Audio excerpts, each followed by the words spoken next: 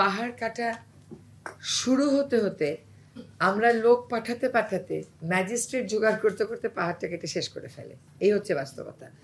তো আমরা তার জন্য একটা মনিটরিং সিস্টেম চেয়েছি, to put hour record straight. আপনারা এইখানে যে ফাইলটা দেখতে পাচ্ছেন, আমরা ডিসি মহোদয়দের কাছে লিখেছিলাম যে তার ডিস্ট্রিক্টে কি পরিমাণ পাহাড় এবং টিলা আছে, ল্যান্ড রেকর্ড দেখে উনি যেন একটা তালিকা আমাদেরকে পাঠান। তো বান্দরবন, খাগড়াছড়ি, রাঙামাটি তারা বলেছে যে আমরা তো পুরোটাই প্রায় পাহাড়, আলাদা করে আমরা পাঠাচ্ছি না। সরকার একটা আইন করেছিল 19টা জেলায় জেলা প্রশাসককে প্রধান করে কমিটি করে দিয়েছিল, কারণ 19টা জেলাতেই পাহাড় ছিল। একজন ডিসি বললেন যে ওনার জেলাতে আর পাহাড় নেই, সুতরাং উনি আর ওই তালিকায় থাকবেন না। তাহলে রইল আমার 18টা থেকে 3 জন বলল যে আমরা আসলে পাহাড়ময়ী, কাজে আলাদা করে পাঠাতে গেলে পুরোটাই আমাদের ধরা যায় যে পাহাড়। তো 15টার মধ্যে 12 জন জেলা প্রশাসক থেকে আমরা এই তালিকাগুলো পেয়েছি, যে দাগ খতিয়ান সহ কোথায় কোথায় কতটুকুন পাহাড় আছে, এবং সেটা আমরা এখন বসে বের করছি যে কতটুকুন পাহাড় আসলে আমাদের চলে গেছে, তারপর ওনার সাথে আমাদের মিলাতে হবে। এখানে আপনারা যেটা দেখলেন যে পাহাড় কে না কাটে বলেন, পাহাড় সরকারও কাটে, বেসরকারও কাটে। পাহাড় কাটলে আমি যার কাছে যাব সেও পাহাড় কাটে। তো এইটাই হচ্ছে আমাদের বাস্তবতা। এখন আজকে যে স্লাইডগুলো দেখলাম, এইগুলো এবং অন্যান্য স্লাইডগুলো নিয়ে আসলে আমাদের জন্য জনমত তৈরি করাটা সহজ হবে, যে এইভাবে করে যিনি ইন্ডাস্ট্রিটা করবার জন্য পাহাড়টা কেটে দিয়েছেন, তিনি ইন্ডাস্ট্রিটা পাহাড়টা রেখে করতে পারতেন কিনা সেটা বিবেচ্য আমাদের। এবং আমাদের সমতলে অনেক খাস জায়গা রয়ে গেছে যেগুলো অবৈধভাবে দখল হচ্ছে। তো পাহাড় এমন একটা ইকোসিস্টেম, আপনি একবার কেটে ফেললে আপনি 10টা গাছ কাটলে 20টা গাছ লাগাতে পারবেন। আপনি পাহাড় একবার কেটে ফেললে পাহাড় আর সৃষ্টি করার কিন্তু কোনো সুযোগ নেই। ফলে পাহাড় উন্নয়ন প্রকল্পের জন্য যতটা সম্ভব না কেটে চলা উচিত। আপনি এশিয়ান ইউনিভার্সিটি দেখাননি, ওটা একটু দেখালে ভালো হতো। You may have it in your system. কাজেই আমরা 18 বছরে যা দেখলাম সেটা খুবই ওয়ারিং। আমরা দেখলাম যে বান্দরবন, খাগড়াছড়ি এবং রাঙ্গামাটিতে ইট ভাটার জন্য পাহাড় কাটা হচ্ছে। এক হচ্ছে পাহাড় কাটতেছে, 2 হচ্ছে পাহাড়ি বনটা ধ্বংস হচ্ছে, ওই পাহাড়ে দাঁড়িয়ে থাকা গাছগুলো দিয়ে তারা ইট বানাচ্ছে। তাহলে আমার ক্ষতি কি হচ্ছে? পাহাড় যাচ্ছে, বন যাচ্ছে, বায়ু দূষিত হচ্ছে। এবং সরকারি সিদ্ধান্ত মোতাবেক পার্বত্য চট্টগ্রামে কোনো ইট ভাটা থাকতে পারবে না। হাইকোর্টও দফায় দফায় বলছে থাকতে পারবে না, কিন্তু সেইখানে আমাদের ডিসি মহোদয়রা তাদের কাঙ্ক্ষিত ভূমিকা পালন করছেন না বা নানান কারণে করতে পারছেন না। তো আজকে যে বেজ লাইনটা আমরা দেখলাম, যে তথ্যগুলো পেলাম, এইগুলোর ফলে আমরা আসলে দায়িত্ব নিয়েই প্রথম কাজ করেছিলাম, ডিসিদেরকে বলেছিলাম আপনারা তালিকা করে পাঠান। এখন আমরা ওনাদের যে স্টাডি এবং ডিসিদের যে তালিকা, সেটা নিয়ে ডিসিদের সাথে আবার বসবো এবং বসে তাদেরকে বলে দেওয়া হবে যে আপনারা নিয়মিত একটা টহলের ব্যবস্থা করবেন।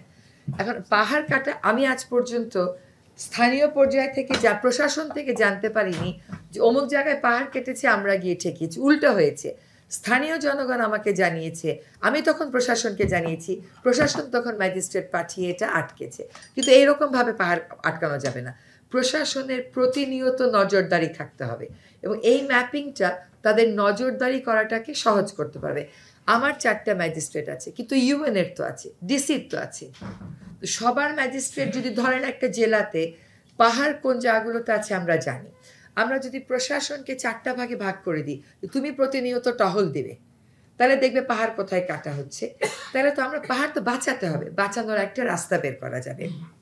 এখানে হিল কাটিং পয়েন্টসগুলো ধরেও আমরা বাঁচাবো। পাহাড় না বাঁচাতে পারার পিছনে আরেকটা কারণ আছে। কারণটা হচ্ছে, যখন পাহাড়টা কাটে তখন ম্যাজিস্ট্রেট যখন যায় সে শ্রমিকদেরকে ধরে নিয়ে আসে, কখনো পাহাড়ের মালিককে গ্রেফতার করা হয় না।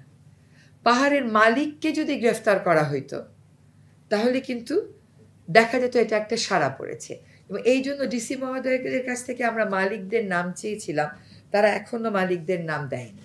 So two cut it short, ব্যক্তিও পাহাড় কাটছে, শিল্প প্রতিষ্ঠানও পাহাড় কাটছে, সরকারের বিভিন্ন প্রতিষ্ঠান পাহাড় কাটছে, সেনাবাহিনীও পাহাড় কাটছে।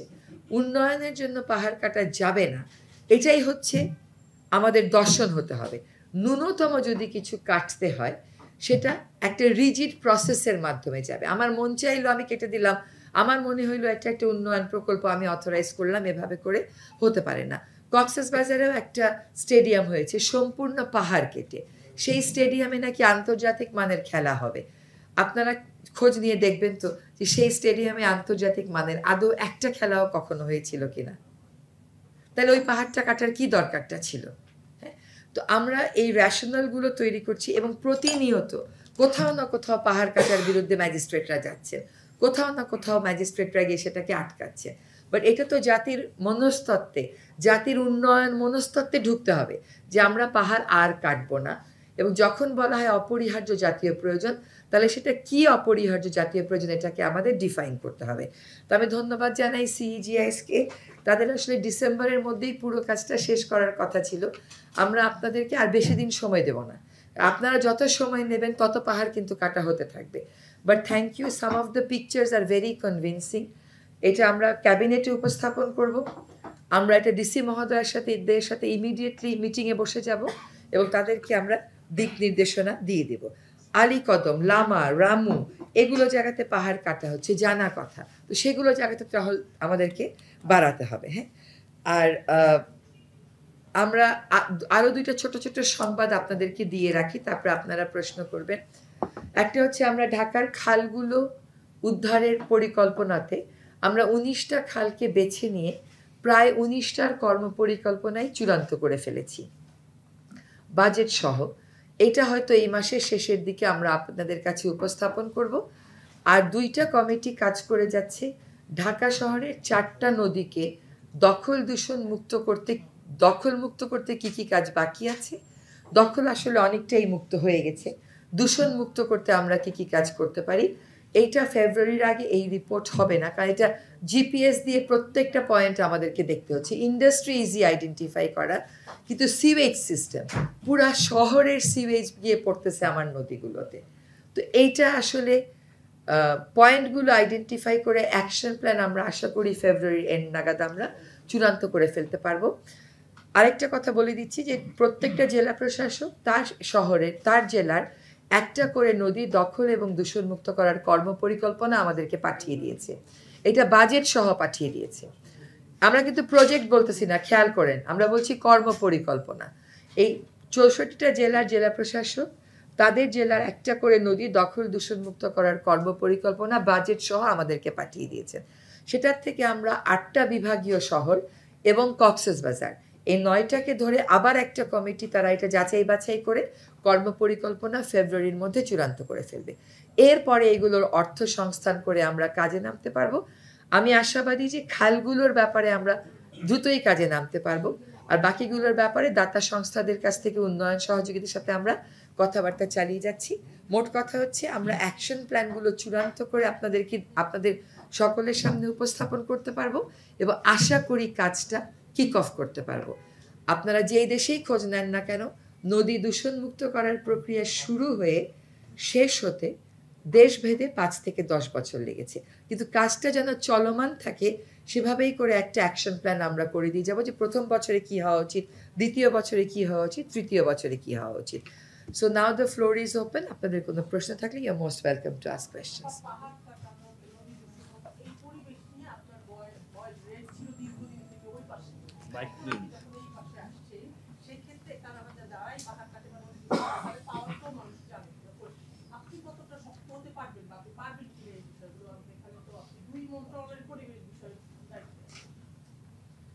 আসলে আমি যখন টেবিলের ওই পাশে ছিলাম তখনও আমি কাজ করেছি, আমার যা করার আমি করেছি। তখন নাগরিক হিসাবে আমি মামলা করতে পারতাম, প্রচণ্ড শক্তিশালী গোষ্ঠীগুলোর বিরুদ্ধে দাঁড়িয়ে মামলা করতাম এবং বেশিরভাগ ক্ষেত্রেই সফলতার সাথে রায়গুলো আনতে পেরেছি। আপনি যদি দেখেন, এবং তখন কিন্তু আমার কোনো কর্তৃত্ব ছিল না, নাগরিক হিসেবে যেটুকুন কর্তৃত্ব সেটা ছিল। এখন আমার কিছু আইনি কর্তৃত্ব আছে। তখন যদি কর্তৃত্ব ছাড়াই শক্ত থাকতে পারি, এখন কর্তৃত্ব নিয়ে শক্ত থাকতে না পারার আসলে আমি কোনো কারণ দেখতে পাচ্ছি না।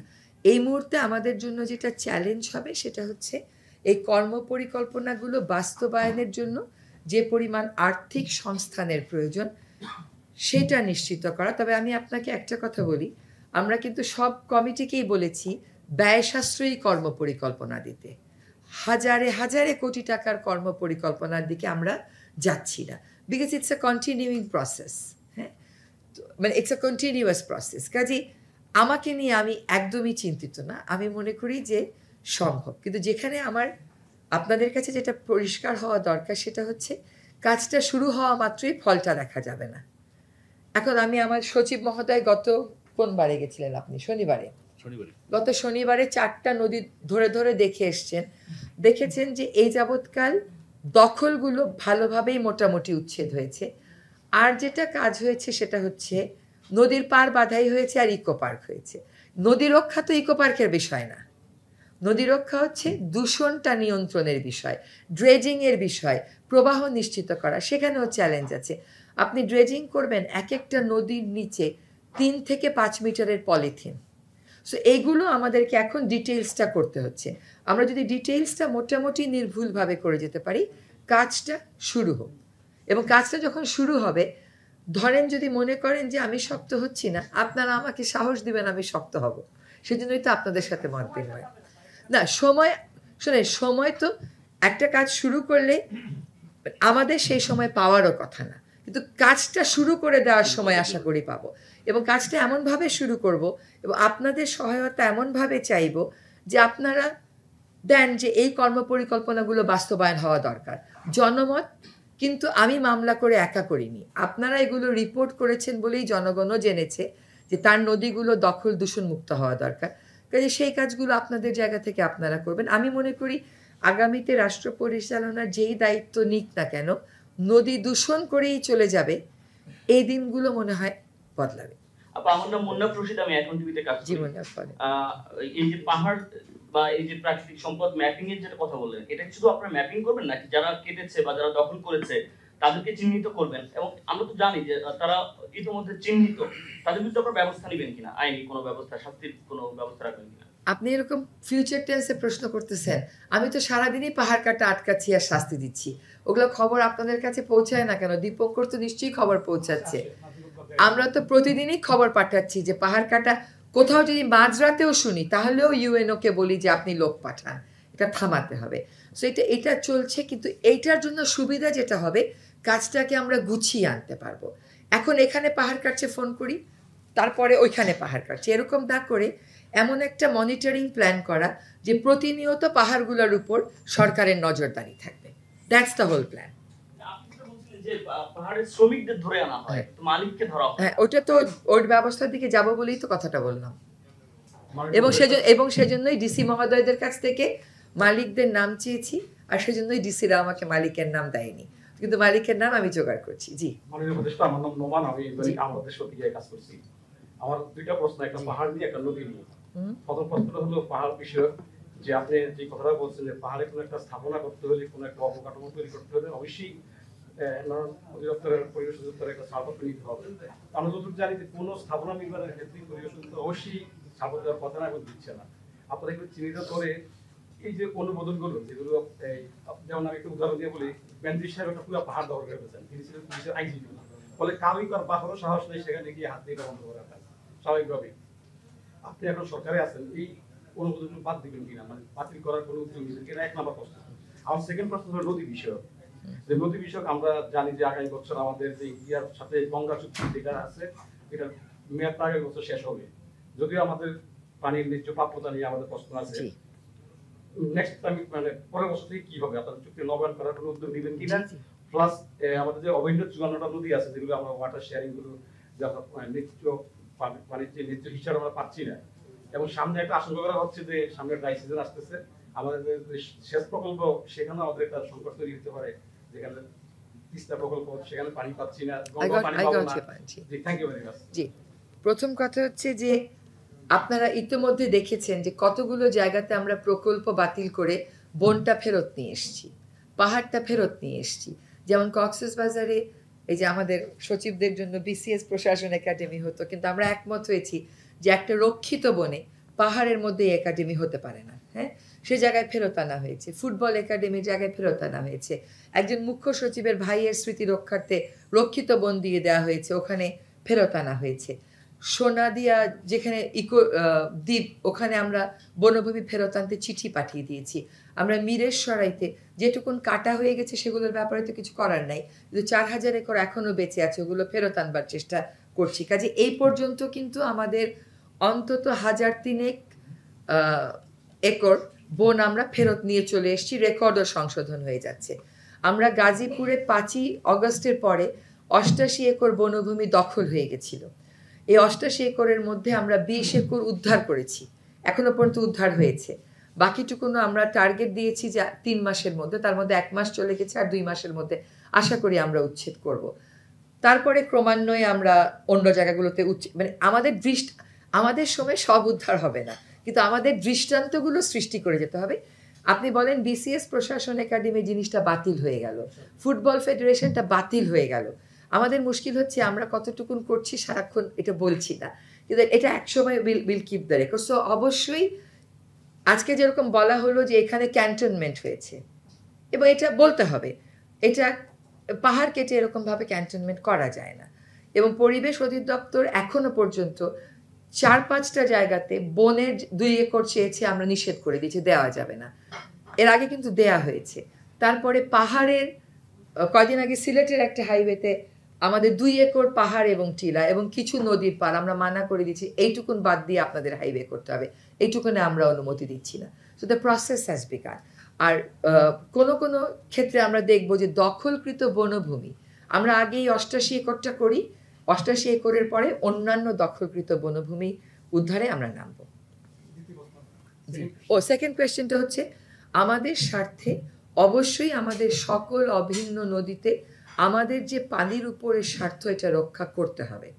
আমাদের জনগণের স্বার্থে রক্ষা করতে হবে, আমাদের পরিবেশ প্রকৃতির স্বার্থে রক্ষা করতে হবে। গঙ্গা চুক্তি এর আগেও একবার সময় শেষ হয়ে যাওয়ার পরে আবার 2026 পর্যন্ত মেয়াদ বৃদ্ধি, নতুন করে চুক্তি হয়েছে। আমরা ভারতের সাথে আলোচনা শুরু করব, সেজন্য আমাদের যে প্রস্তুতি, সেই প্রস্তুতি কিন্তু আমরা শুরু করে দিয়েছি। আরেকটা কথা বলি, অনেক সময় আপনারা শুনবেন তিস্তা মহাপরিকল্পনা চাই না। আসলে তিস্তা মহাপরিকল্পনায় কি আছে আপনারা কি কেউ দেখেছেন কখনো? তো না দেখে চাই বা না কেন, এটা তো বোঝা যাচ্ছে না। তো আমাদের কথা হচ্ছে যে তিস্তা নদীতে লোকজন কি চায়, এইটার উপর ভিত্তি করে কিন্তু আমরা তিস্তার ব্যাপারে একটা পরিকল্পনা করব। সেটাকে আপনারা মহাপরিকল্পনা বলবেন না, শুধু পরিকল্পনা বলবেন না, কর্মপরিকল্পনা বলবো, সেটা পরের কথা। কিন্তু আমরা অলরেডি জানিয়ে দিয়েছি যে তিস্তার ব্যাপারে যেই দেশই আমাদেরকে সহায়তা করুক না কেন, জনগণের সাথে আলোচনা করতে হবে। জনগণ যা চায় পরিকল্পনায় তার প্রতিফলন ঘটাতে হবে। জনগণের সাথে আলোচনাটা পানি সম্পদ মন্ত্রণালয় করবে, এবং সে সময় যেই প্রতিষ্ঠানই এই পরিকল্পনা করবে না কেন তার উপস্থিত থাকতে হবে, এবং সে যে পরিকল্পনা করে দেবে সেখানে জনমত প্রতিফলিত হতে হবে। আমার তিস্তায় যাওয়ার কথা ছিল, শারীরিক কারণে যেতে পারিনি, কিন্তু এই মাস না হলেও আগামী মাসের প্রথমেই আমি চলে যাব, এই পাবলিক কনসালটেশন প্রসেসটা শুরু করে দেব।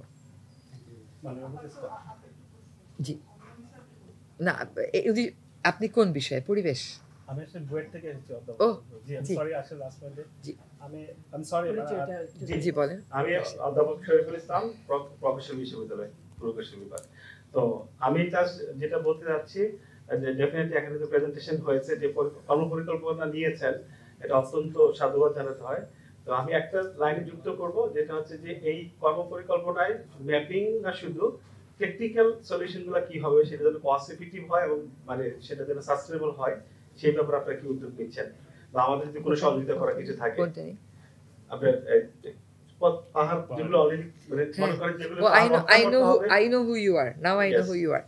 আচ্ছা, আমাদের প্রায় সময় একটা আবদার আসে যে এখানে পাহাড়টা কেটে ফেলছে, রিটেইনিং ওয়াল দিব। এই রিটেইনিং ওয়াল দিতে গিয়ে আরো কিছু পাহাড় কাটে। তো সেটার ব্যাপারে ওনার একটা প্ল্যান, মানে he has presented some ideas যে আর মানে ন্যাচারাল ওয়েতে how you retain the slopes. হ্যাঁ, সেজন্যই আজকে আপনাকে ডেকেছি, এবং অবশ্যই বিশেষজ্ঞদের সহায়তা নিতে হবে। এবং আপনারা যারা গণমাধ্যম কর্মী আছেন, আপনাদের কাছে আমার অনুরোধ, যেখানে যেখানে পাহাড় কাটা হচ্ছে, আপনাদের সব জায়গায় প্রতিনিধি আছে, please activate them. We need sources. হ্যাঁ, প্লিজ অ্যাক্টিভেট দেম। এবং কোনো খবর পাওয়া মাত্রই আমাদেরকে জানাবেন, উইল টেক অ্যাকশন। যে অবশ্যই আপনাদেরকে ইনভলভ করবো, শিওর। আগে ও একটু প্রশ্ন করে নেই, বল। রিপোর্ট,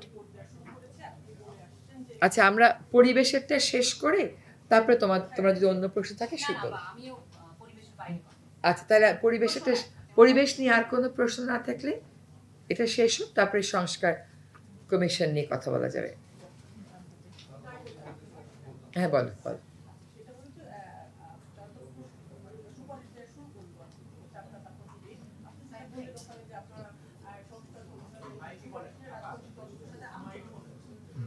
রাজনৈতিক দলের সাথে আলোচনা করবেন। আপনার প্রশ্নটা হলো, বিএনপি তো এই সরকারের সহযোগী একটি রাজনৈতিক দল। গতকাল বিএনপির মহাসচিব বলেছেন যে আগামী মাস থেকে তারা নির্বাচন রোডম্যাপের জন্য আন্দোলনে নামবে এবং এই বছরের মাঝামাঝি সময় নির্বাচনটা তারা চাচ্ছে। এই বিষয়টা মানে গোলমেলে হচ্ছে কিনা আসলে? কারণ প্রধান উপদেষ্টা যিনি বলছেন যে এই বছরের শেষে বা আগামী বছর নির্বাচন, বিএনপির সাথে কি আপনাদের কোনোভাবে গ্যাপ হচ্ছে কিনা এই নির্বাচন নিয়ে বা রোডম্যাপ নিয়ে? না, এটা আসলে গ্যাপের প্রশ্ন না। পুরো প্রক্রিয়াটা যদি আপনি খেয়াল করেন, সংস্কার কমিশনগুলো যারা কাজ করছে সকল রাজনৈতিক দল বিএনপি সহ কিন্তু তাদের কাছে লিখিত মতামত দিয়েছে। কাজেই সংস্কারের ধারণাটাকে তারা গ্রহণ করেছে এবং তারাও প্রথম থেকে বলেছে যে সংস্কারের প্রয়োজন আছে। এখন যে কোনো একটা রাজনৈতিক দল তার রাজনৈতিক বক্তব্য রাখতেই পারে, তার একটা অডিয়েন্স আছে, সে তার মতন করে তার কথা বলবে, এখানে গ্যাপের বিষয় না। এখন প্রধান উপদেষ্টা যেটা বলেছেন, প্রধান উপদেষ্টার সাথে কিন্তু রাজনৈতিক দলগুলো আলাপ আলোচনায় এখন একটা নিয়মিত বিরতিতে বসছেন। হ্যাঁ, কাজে রাজনৈতিক দলগুলো তাদের যে বক্তব্য দেন সেগুলো তাদের রাজনৈতিক বক্তব্য, সেটার সাথে এখানে বিরোধের জায়গা নেই। তারা জিনিসটাকে একভাবে দেখেন, আমরা হয়তো আমাদের একটা কর্মপরিকল্পনায় আছি এবং এটা আমরা আবার ক্লিয়ার করি যে আমরা সকলকে অনবোর্ড নিয়েই এই প্রসেসটা করব। এবং আমাদের প্রধান উপদেষ্টা মহোদয় নিজে বলেছেন যে এখনকার কমিশনটা হবে কনসেনসাস কমিশন, রাজনৈতিক দলগুলোর সাথে মতৈক্য করার জন্য একটা কমিশন হবে, সেটা তিনি নিজেই তার প্রধান থাকবেন। রাজনৈতিক দলগুলো তাদের যে বক্তব্য দেন সেগুলো তাদের রাজনৈতিক বক্তব্য, সেটার সাথে এখানে বিরোধের জায়গা নেই। তারা জিনিসটাকে একভাবে দেখেন, আমরা হয়তো আমাদের একটা কর্মপরিকল্পনায় আছি এবং এটা আমরা আবার ক্লিয়ার করি যে আমরা সকলকে অনবোর্ড নিয়েই এই প্রসেসটা করব। এবং আমাদের প্রধান উপদেষ্টা মহোদয় নিজে বলেছেন যে এখনকার কমিশনটা হবে কনসেনসাস কমিশন, রাজনৈতিক দলগুলোর সাথে মতৈক্য করার জন্য একটা কমিশন হবে, সেটা তিনি নিজেই তার প্রধান থাকবেন। কাজে এটা উনি এটাকে সর্বোচ্চ গুরুত্ব দিয়েছেন। কাজে এখানে তাদের একটা টাইমলাইন থাকতে পারে, আমাদের একটা টাইমলাইন থাকতে পারে, সবকিছু নিয়ে আলাপ আলোচনার মাধ্যমেই সিদ্ধান্ত আসবে, এখানে বিরোধের জায়গা নেই। মহাসচিব যেটা বলেছে সেটি হলো যে সংস্কার করে জুলাই আগস্টের মধ্যে নির্বাচন করা সম্ভব। এখন আজকে হয়তো আপনারা প্রেস কনফারেন্সে শুনেছেন যে এই 6টা কমিশনকেও কিন্তু আমরা আরো 1 মাস সময় দিয়েছি। তার একটা কারণ আছে, কারণটা হচ্ছে যে তারা এখন নিজেদের মধ্যে বসবেন, নিজেদের মধ্যে একটা সমন্বয় করবেন এবং আশা করা যাচ্ছে ফেব্রুয়ারির মাঝামাঝি সময়ের মধ্যে আমরা রাজনৈতিক দলগুলোর সাথে আলাপ আলোচনা করব। আমরা ভিন্ন ভিন্ন প্ল্যাটফর্মে থেকে কথা বললেও আমরা তো আবার একসাথে বসেও কথা বলি। হ্যাঁ, তো বিএনপি মহাসচিব যেটা বলেছেন, উনি একজন রাজনৈতিক দলের মুখপাত্র হিসেবে উনি কথা বলেছেন, আমরা আমাদের জায়গা থেকে কথা বলেছি।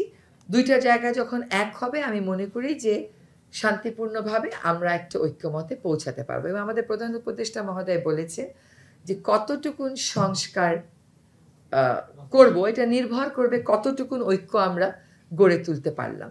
আর এখন আসলে এই ঐক্য গড়ে তোলার প্রচেষ্টায় কিন্তু দেখবেন, আর যখন রিপোর্টগুলো পুরোই পাবলিশ হয়ে যাবে, আজকে আপনারা সবাই সারাংশগুলো পেয়ে যাবেন, পুরোই প্রকাশ হয়ে যাবে, তখন জনগণও বিভিন্ন বিষয়ে মতামত দেবে। নিশ্চয়ই রাজনৈতিক দলগুলো জনগণের মতামত কোন দিকে পাল্লায় ভারী সেটাও বিবেচনায় নেবে।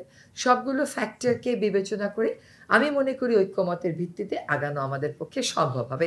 আপনারা প্রোক্লেমেশন নিয়েও দেখেছেন যে শেষ পর্যন্ত কিন্তু মোটামুটি সমঝোতায় আসে গেছে। ডেটটা এখনো ঠিক হয়নি। আরেকটা বিষয় যেটা আমার সহকর্মীরা বলছিলেন, কোনো আলোচনায় আমরা আসলে জাতীয় পার্টিকে দেখছি না।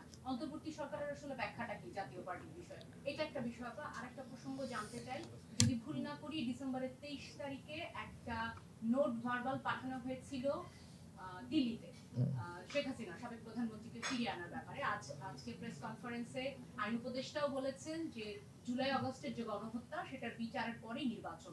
তাহলে ওনারকে ফিরিয়ে আনার আপডেটটা আসলে আপনাদের ফার্স্টটা কি ছিল ভুলে গেছি। ফার্স্টে ছিল জাতীয় পার্টির সাথে আচ্ছা, ওটার ব্যাখ্যা। আচ্ছা, প্রথম কথা হচ্ছে এখানে কয়েকটা জিনিস প্যারালালি চলছে। একটা হচ্ছে সংস্কার, একটা হচ্ছে নির্বাচনের একটা রোডম্যাপ, আরেকটা হচ্ছে বিচারের দাবি। যেহেতু এটা গণ অভ্যুত্থান পরবর্তী একটা সরকার, এখানে বারবার একটা জিনিস স্পষ্ট করা হয়েছে যে এই যে মর্মান্তিক হত্যাকাণ্ডগুলো হলো, শত শত কিশোরী তাদের দৃষ্টিশক্তি হারালো, এইগুলোর বিচার না হওয়া পর্যন্ত যাদেরকে এগুলোর ব্যাপারে অভিযুক্ত করা হয় তাদের সাথে রাজনৈতিক আলোচনার স্পেস কতটুকু, it is still a big question mark. হ্যাঁ, তো সেটা হচ্ছে জাতীয় পার্টির ব্যাপারে আমার ব্যাখ্যা। দ্বিতীয় হচ্ছে শেখ হাসিনাকে ফিরিয়ে আনার ব্যাপারে যে চিঠিটা দেয়া হয়েছে, সেটা আমরা যেটুকু বিভিন্ন মাধ্যমে বুঝেছি যে এখনো পর্যন্ত ভারতের অবস্থান হয়তো বা যে তাকে ফিরিয়ে দেওয়া হবে না, কিন্তু আনুষ্ঠানিক উত্তর যদি আমরা পাই বা যখন আমরা পাই তখন সেটা নিশ্চয়ই আপনারা জানতে পারবেন।